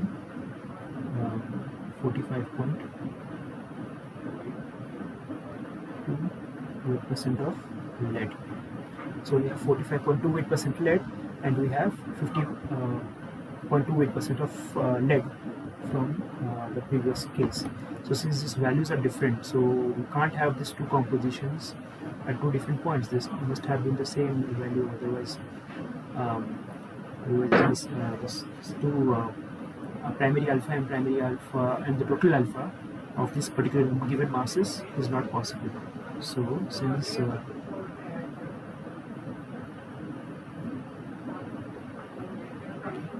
these two C naught values are different,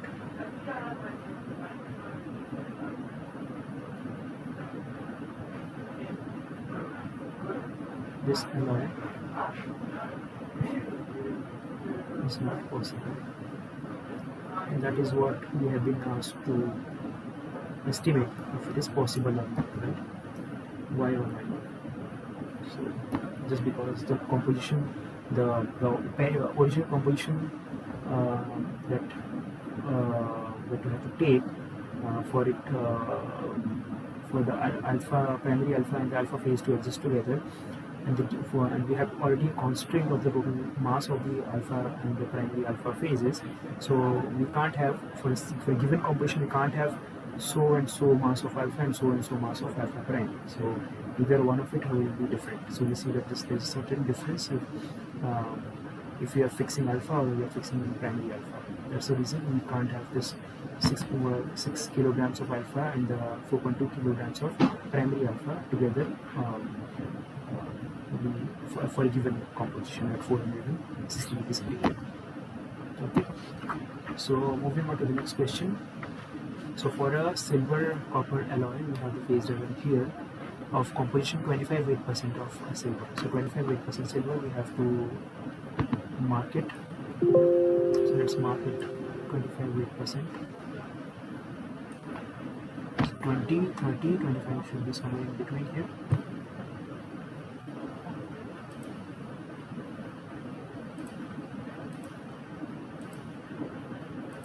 Okay. So 25 weight% of silver and 75 weight% of copper at 775 degrees centigrade. So 775 degrees centigrade is somewhere here, right? Will be to be technical, probably might be technical. Let's see. Do the following: determine the mass fractions of alpha and beta phases. Okay. So eutectic is 779. Okay, so it's exactly 779.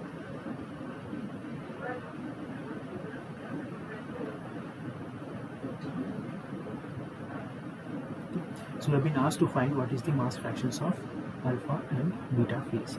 So alpha and beta phase will exist just below eutectic.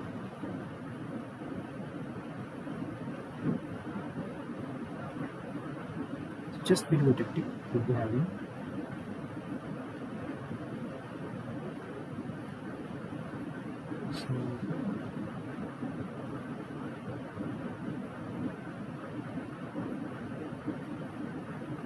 so just below eutectic number 2 beta or tie line, we have two phases, right? Alpha and beta. Alpha of this composition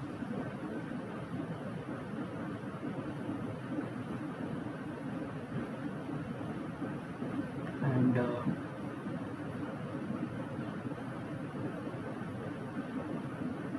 beta of this composition.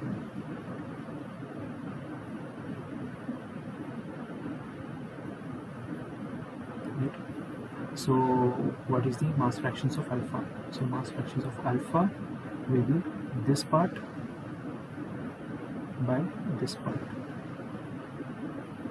Okay, this part is, let's say it is C naught, C beta minus C naught by C beta minus C alpha. And C beta is given as 91.2, it's given here. C naught has been given as 25 and C beta again 91.2 and C alpha has been given as 8. So upon solving this we should get 79.6 weight% of alpha, and therefore weight% of beta. Similarly you can just say complement of it, or you can apply the Equilibria rule. Beta will be this part, so C naught minus C alpha divided by C beta minus C alpha. C naught is 25 minus 8 divided by 91.2 minus 8, that should give me 20.24 weight% of beta. So determine the mass fractions. We have done this. Now determine the mass fractions of primary alpha and eutectic microconstituents. So now what is primary here and eutectic here, by the way? So here basically if we just draw a line. So what I do is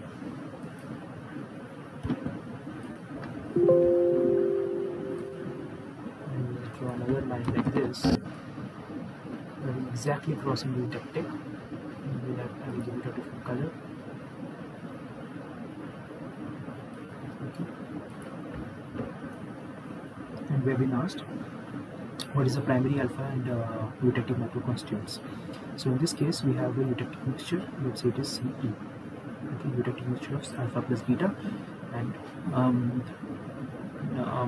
what is the masses of the primary alpha and its constituents. So in this case the masses of the primary alpha will be actually determined by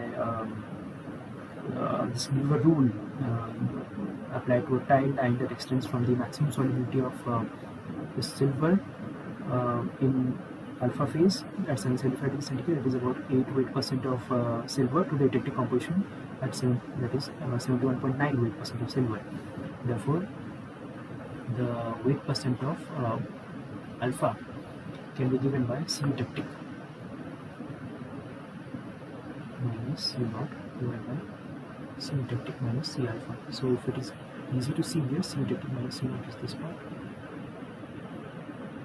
divided by C eutectic minus C alpha is this part. So if you just take this by this, we should get the mass fraction of the primary alpha. The mass fraction of primary alpha, so it is 71.9 minus C naught is 25 divided by 71.9 minus 50, so this is 8.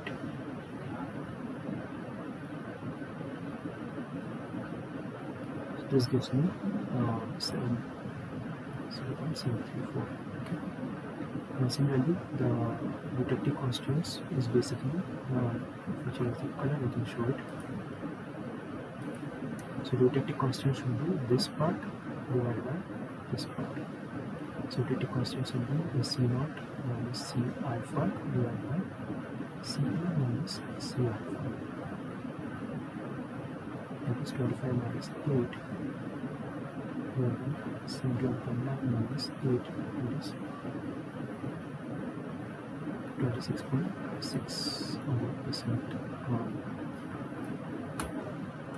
of mass fraction, percentage of detected microconstants. So given that, now finally it has been asked what is the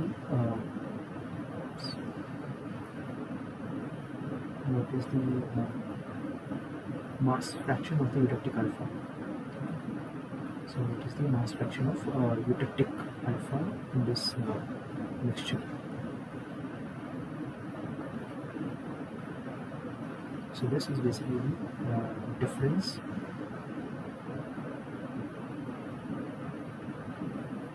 between the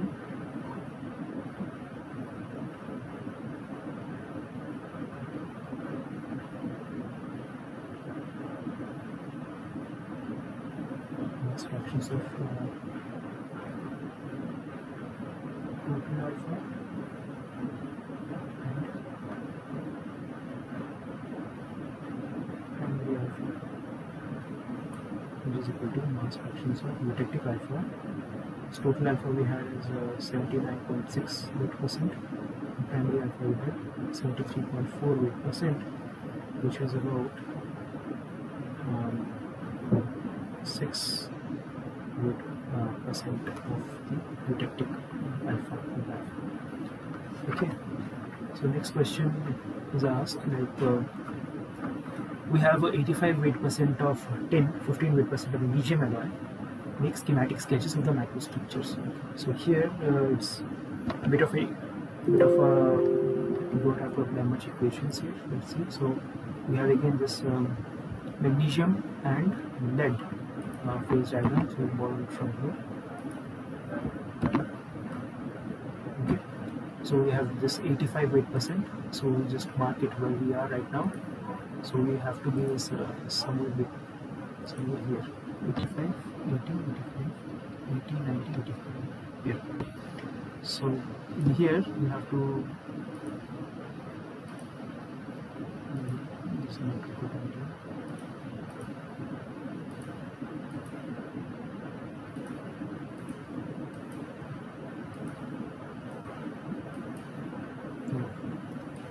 okay, so it's given that we have this composition, and if we cool very slowly from 1600 degrees centigrade, 600 degrees centigrade, 600 is here, okay, so 600 degrees centigrade to 500 degrees centigrade, which is just below,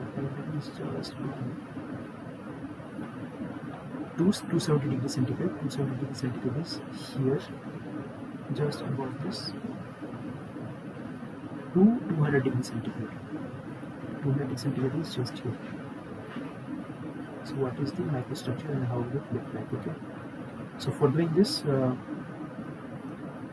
we have drawn this vertical line, and we have drawn these 4 points. Let's say that A, B, C, and D. So what we will do is, for representing this, we have to show it. We'll just show this. Let's see.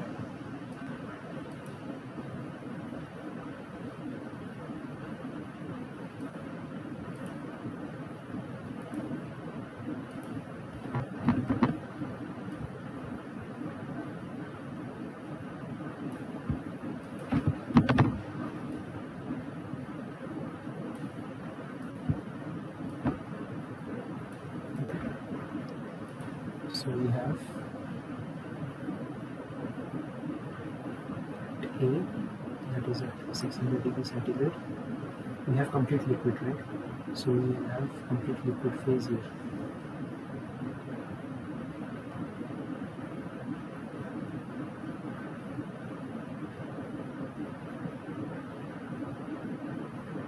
Liquid L, and the composition of liquid L will be exactly the parent composition, that is C0 of 85, 8% net. Okay. So at B, which is 500 degrees centigrade, we have some precipitates because we are in this Mg2b plus liquid phase boundary phase field. So we have some precipitates of this.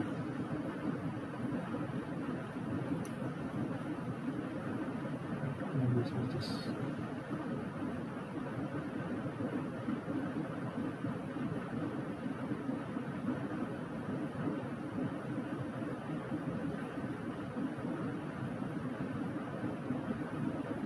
The liquid composition here can be given by the liquidus, which is here, and it should be more than 85%. So as per the phase diagram, it is about 88%.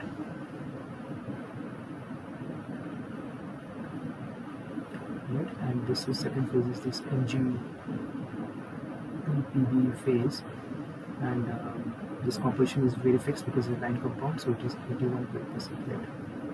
Okay. So third case at 270 degrees centigrade. Here we again have these two phases, but what we'll have is we'll have more growth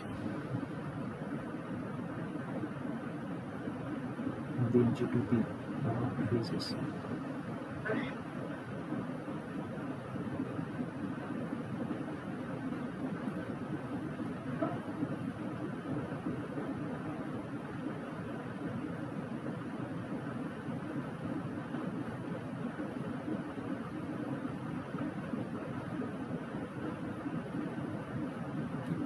So we have liquid,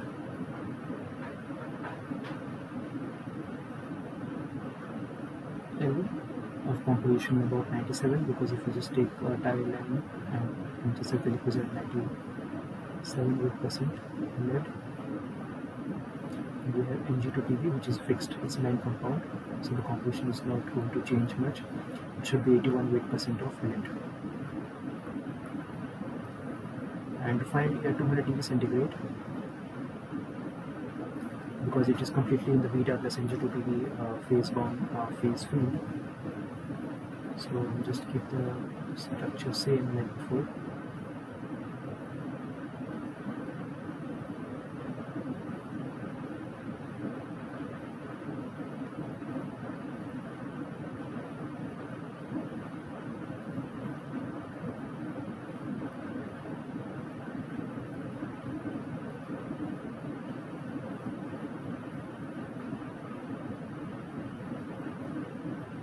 And rather what happens here is we have a second phase of there's a beta phase forming.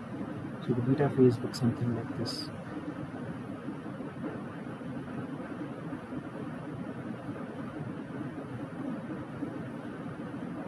It's lamellar structures.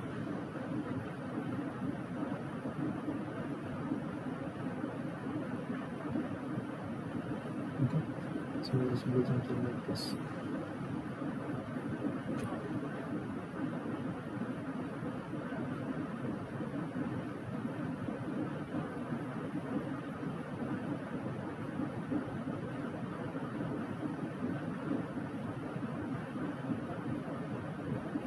So we have this beta phase here.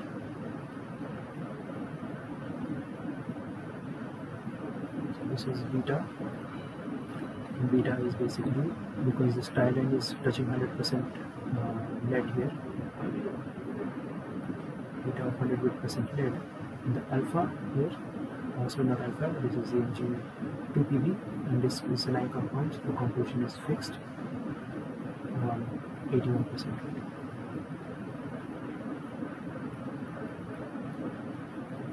Of lead. Okay, So this is how the microstructures is going to look like for all the 4 cases. So finally we have been given this diagram, and it's aluminum neodymium phase diagram, wherein you have we have like a very complex phase diagram here. So you can see that we have the single phase regions are like the single phase regions are labeled here. So we have been asked to specify the composition at which all eutectics, eutectoids, peritectics, and congruent phase transformations occur. Also, we have to write the equation. Okay. So in this case, just by seeing you can see that there is a liquid phase here. This is a eutectic, and there is liquid phase here. So there is another eutectic. So by visual examination or a visual inspection, we can write that there are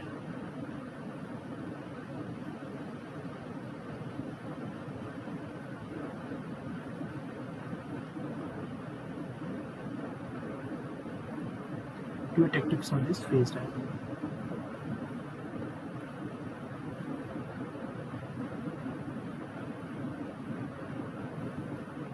Okay, and one exists at eutectic 1, exists at about here, so it's about 10, we are very near to 10, that is about, this is eutectic 1 is about near 12% of neodymium and 88% of aluminum, and the temperature is about 632 degrees centigrade. This is by inspection from the phase diagram. The eutectic 2 is here, that is very close to the neodymium, so it is about 97% of neodymium, 3% of aluminum, and the temperature is about 635 degrees centigrade. Okay. So at eutectic 1, what temperature, what is the phase transformation that's occurring? So we have liquid, and this upon cooling transforms to aluminum plus Al11 Nd3 phase, right? Because we have Al plus Al11 Nd3 phase here in this whole thing. So in this whole thing, right? So this is how this liquid is going to transform to this solid phase. And at eutectic 2,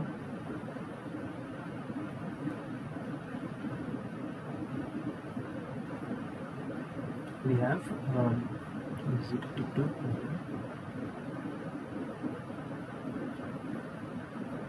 So eutectic 2, we have liquid transforming upon cooling to neodymium, 100% pure neodymium, to Al-Nd3 phase. Al-Nd3 phase, this is here. This is neodymium, and this is Al-Nd3 phase. So upon cooling at 635 degrees centigrade, below which the liquid will completely transform to these 2 phases. So this is liquid. Okay, and there are by visual inspection we can again see that there are 4 peritectics. Right? The first peritectic is about here. This is important.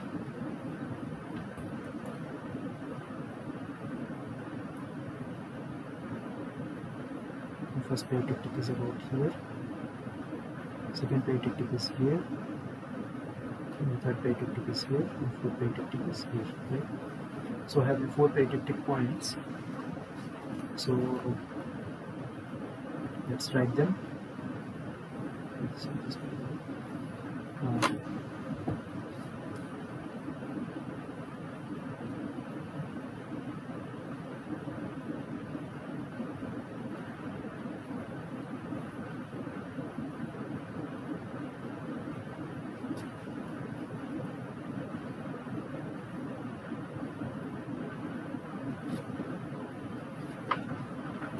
So for peritectic 1, we will simultaneously write the position and the reaction. Peritectic 1, now this exists at very close to here. So peritectic 1 is about 59.8% of this one. So 59.8% is here, right? This is peritectic 1. That is P1. So peritectic 1 is 59.8%. Neodymium and 41.8% of ammonia. And the temperature is 1235 degrees centigrade. As you can see that the temperature is very close to 100 centigrade. And this reaction upon cooling, you see if I pass from liquid to this phase, what I'll be getting is liquid plus Al11 ND, Al2 ND. Right? So if I just go below this here,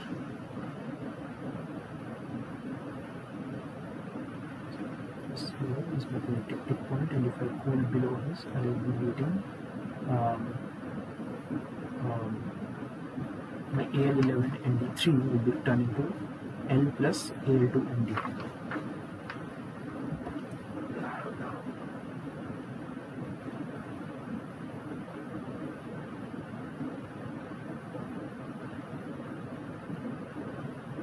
Okay, second peritectic.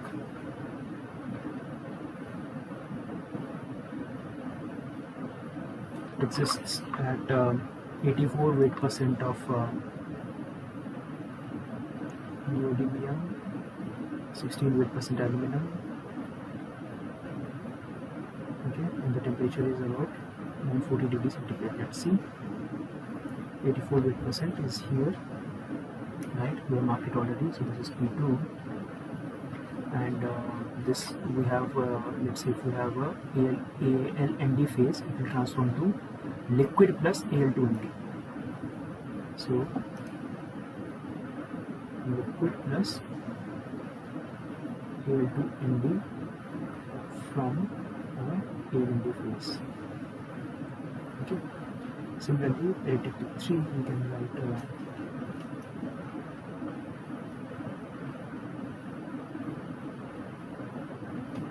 it is at 91.8%. Neodymium, 9.8% aluminum. The temperature is 795 degrees centigrade, closer to 800. So we'll see, this is here, right? We have marked it here, P3. So upon heating this ALND2 compound, it will transform to liquid plus ALND. So liquid plus ALND from ALND2 is peritectic 3. Now at peritectic 4, we have at 94.8% neodymium and 6.8% aluminum. Okay, at 675 degrees centigrade. So yeah, so if you see closely here, so this is P4. Okay, so P4, we see if we take ALND3, we heat it, we get liquid, and we get ALND2 and liquid on heating ALND3. So liquid plus ALND2 upon heating and cooling, we get ALND3. Okay. And we have also been asked like if there is any congruent phase transition, right? Congruent phase transition.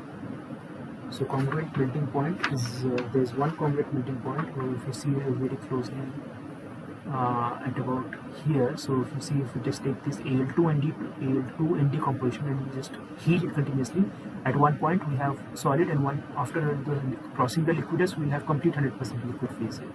So this here is a congruent melting phase.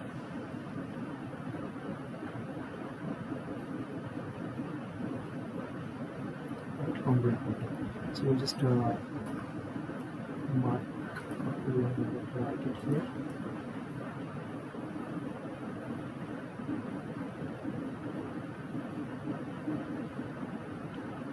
One congruently melting point at about 73 weight% neodymium, 27 weight% aluminum, and the temperature is 1460 degrees centigrade, right? So you see 1460 degrees centigrade is this temperature, and this is a line compound Al2Nd. So Al2Nd, if you just heat it at 1460 degrees centigrade, it will directly transform to liquid without forming any solid first. Okay, so and this is the congruent interface, and it's very interesting to see, even though we have all those eutectic, peritectic, and congruent melting points, there is no eutectoid in this case, because there is no landlocked region where we have some solid transition to another solid transition to eutectic like phase here. So no eutectoids are present, right? So that gives us all the solution for this. Okay, eutectoids are not present, eutectics are present, peritectics are present, non-eutectic phases they are present. Okay, so that would be the all the numericals we had to discuss for this week's content. So we went about discussing very briefly like what are the different types of phase diagrams we have, and then we went to about deriving the Gibbs phase rule, and then how the Gibbs phase rule changes with if you are condensing the system, and then we went about solving few of the questions that requires application of the tie line rule as well as the Gibbs phase rule. So next week we'll be seeing more further concepts related to this, and we'll be meeting for solving numericals based on those concepts. So thank you so much.